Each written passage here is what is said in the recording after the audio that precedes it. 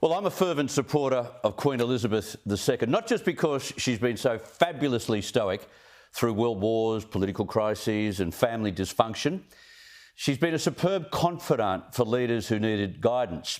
That hasn't been the way for 10 or 20 years, but for an almighty 70 years. You think about that. 70 years dealing with no less than 14 UK Prime Ministers, and quite often it was the Queen, not the PM of the day, who led the conversation and dictated the strategy out of the crisis. And of course, when disasters beset her kingdom, her wide collection of Commonwealth members, she was always across the extent of the damage and ready to support those nations and express sympathy and pathos when it was always needed.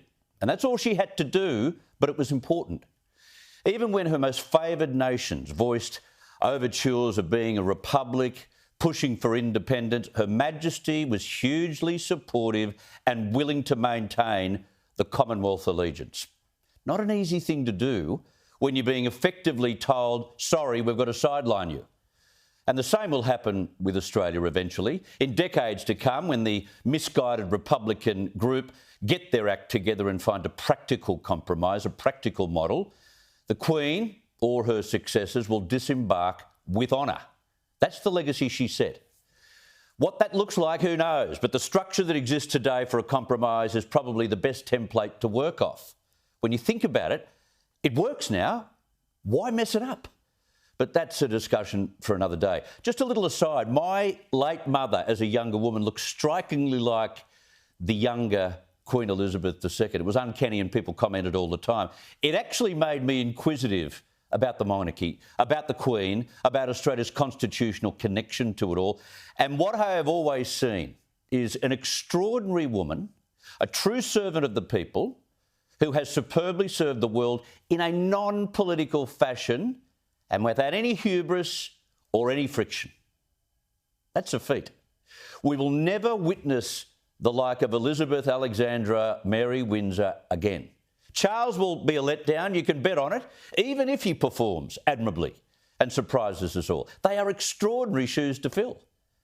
How can anyone possibly follow in those enormous footsteps? And maybe that's why we all need to allow Charles some time, give him a little bit of slack before we write off the royal family and its connection to Australia and start talking in full terms about a republic. This was how the Governor-General David Hurley described what's ahead of us overnight.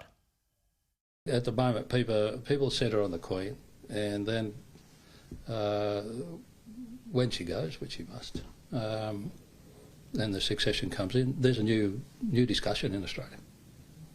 But in the meantime, she is who is, and she performs the role she does, and we respect her for that and work with her in that. Very diplomatic, but he's right. We will have to have a conversation about whether we stay with the monarchy. There is a place for a monarchy in the fabric of this country. And until we have a real and practical alternative, we need to respect what we have, not mow it down, because it actually works. It provides a really rare commodity in this very chaotic world, which is stability. Now, we can't touch stability. We can't necessarily see it, but subconsciously we feel it. So for now, we need to be eternally thankful for what we've had over the past 70 years. Australia in particular has been an enormous beneficiary of that 70 years of devoted service as a young country. We should be eternally grateful.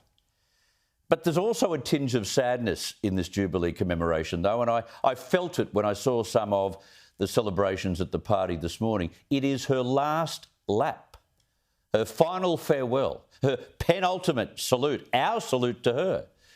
And what a career, what a life, and what a legacy the Queen's left for future generations.